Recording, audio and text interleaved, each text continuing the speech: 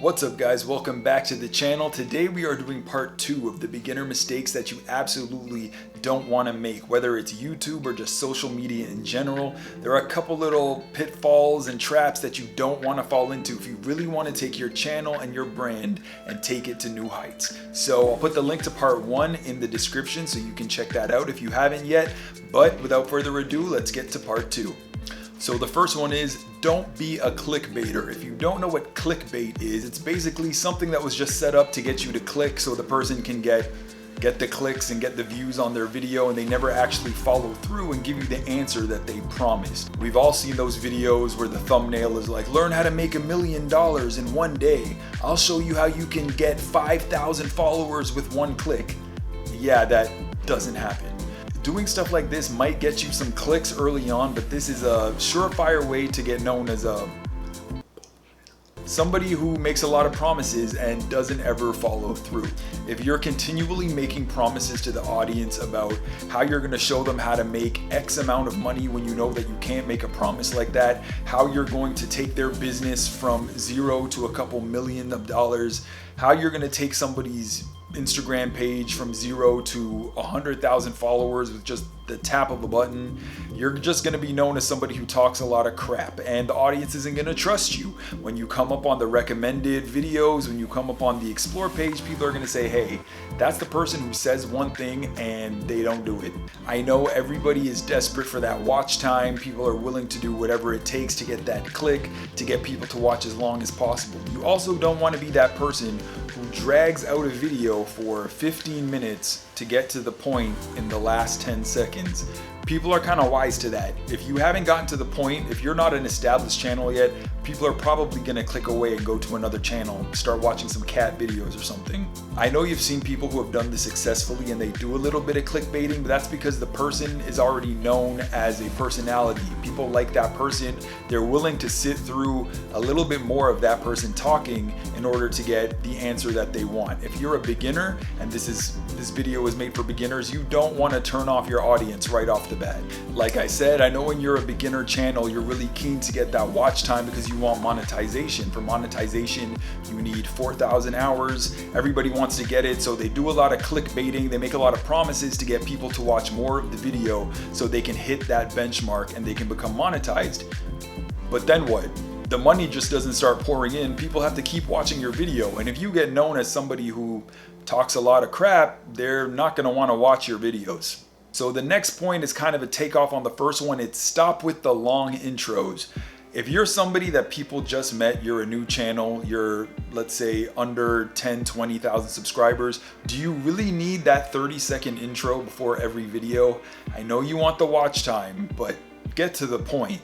Try to get to the point as fast as possible. If people feel like you've started talking and you're not talking about the topic that you said, this is another reason why they're gonna click away. A lot of people that come on social media are looking for an answer, how to do this, how to do that. They kind of don't want to sit through an intro every single time, especially if you're not somebody that they already know and they already like. So let's save the intros for when we're a bigger channel, people actually care, but by then people might be tired of watching the same video 100 times. All right, number 3, stop throwing out your unused footage. Now, a lot of you are so good at editing, maybe you're not so good at editing, and you go through your sequence and you take the best clips for your YouTube video, whatever you're making, you put it into your sequence, and then when you're done the project, you throw out everything that you haven't used. I mean, you're not gonna use it again, right? Wrong. Stop throwing out your unused clips. We now live in a world with Instagram Reels, TikTok, and YouTube Shorts. You can take tiny little pieces of clips that you thought were bad or you're not using it and repurpose them for stuff like TikTok Reels and YouTube Shorts. There's a trend going on right now on Reels and TikTok where people take 28 tiny little clips. Some of these clips are under 1 second and they put them together to music. Think about how many clips you threw out, and could you not have gotten 1 second out of that? Of course you could. You probably could have got a second or two out of those clips that you threw out, made a TikTok, a reel, or a short, and that could have brought you some more followers. That could have brought you some more subscribers. So we need to get in the habit of not throwing out clips. Listen, I know it's annoying. I know it's hard to store them on memory cards, on storage things. storage things. Hard drives. I couldn't think of the word, hard drives. So you might have already taken a clip of you smiling in the water at the beach and you use that, but the clip of you walking out of the water, you know, going to pick up your camera or talk to your friend or whatever, you probably could have got a second out of that you could have pieced together with a bunch of other little clips and made something out of it. And you know, these days we're seeing TikToks and Reels explode, and you don't know how many people could have seen that, which could have brought attention to your channel. I know it's annoying having to keep clips. I know you have to get a hard drive. I've got a couple 2-3 terabyte hard drives sitting over there looking at me right now, but just organize them. Take them, organize them by trip, by project, or whatever you're gonna do. And one day when you have absolutely nothing to post, just go through them and take tiny little clips, because you never know what you can make out of it. So the next one has to do with Instagram Reels and TikTok. You don't always have to use the trending sound or the trending effect to really make an impression with your video. A lot of people think I have to use this song that everybody else is using because that's the trend right now and that's how I'm gonna be seen. But if it doesn't really fit what you're doing, it's not really gonna resonate with people. I see people who have done a video in Santorini, Greece, and it's the beach, and then they put it to Pop Smoke because Pop Smoke is trending, and they don't really go together. People can't intellectualize why that's weird. They're probably gonna just go past it. Whereas if you had taken a song that was more fitting to the situation, something more beautiful, something maybe Sam Smith or something, more people might go, wow, that's really awesome, and like it, and then that could become a trend. You don't really want to sacrifice the artistry of what you're doing and making a good video just because you feel like you have to use the latest Migos song or the latest Megan Thee Stallion song when it doesn't really have to do with it. I mean, a lot of us do travel stuff. If I'm, you know, in some rustic old town in Europe, am I gonna really use the latest Cardi B? I mean, sometimes it could be funny, but I could probably find a better song, and that doesn't mean that all of a sudden my video is never going to be seen. Yes, songs can get discovered by being the trendy song of the time, but how many times have you gone into a song section on Instagram or Reels and looked for something that way?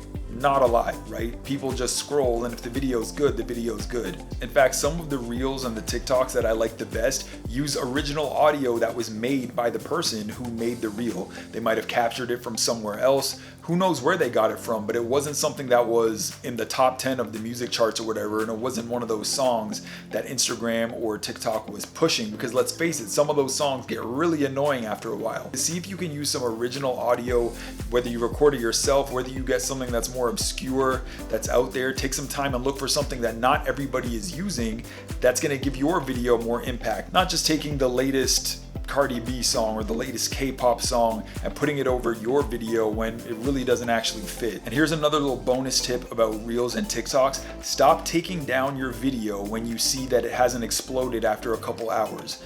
This new media of Reels and TikToks have been known to have delayed explosion. That means they don't always take off right away. So you could think, oh, this is a dud, and you take it down. But some of these have been known to take off after like 3 days. So if you take it down early, you're never gonna know.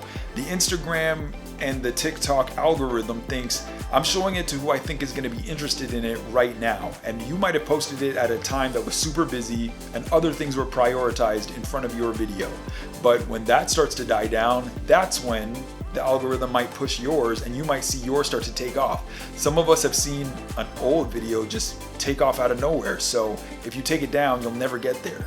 So I'm gonna make more of these videos as I see more of these mistakes happening and you guys keep asking me questions. I've made a lot of these mistakes myself, so if I can let you know so you don't make them, I mean, why not? If you guys have any questions, please let me know down in the comments and I'll try to get to them in a future video. You can follow me on Instagram too, it's at St.Jon, and I love to hear from you guys there. You can follow my adventures. I got some really cool trips coming up. We're gonna get back into the more travel vlogging and stuff like that. I'm crossing my fingers. If all goes well, I'm trying to shoot 4 vlogs on my next trip. It's a large undertaking, but I think I can do it. Pray for me, guys. So once again, guys, thank you so much for watching this video. I'm gonna put the link to Beginner Mistakes Part 1 for you to check that one out too. And if you know of any mistakes that people should absolutely avoid, let everybody know in the comments and we can discuss it in another video. And until then, guys, take care, stay safe, bye.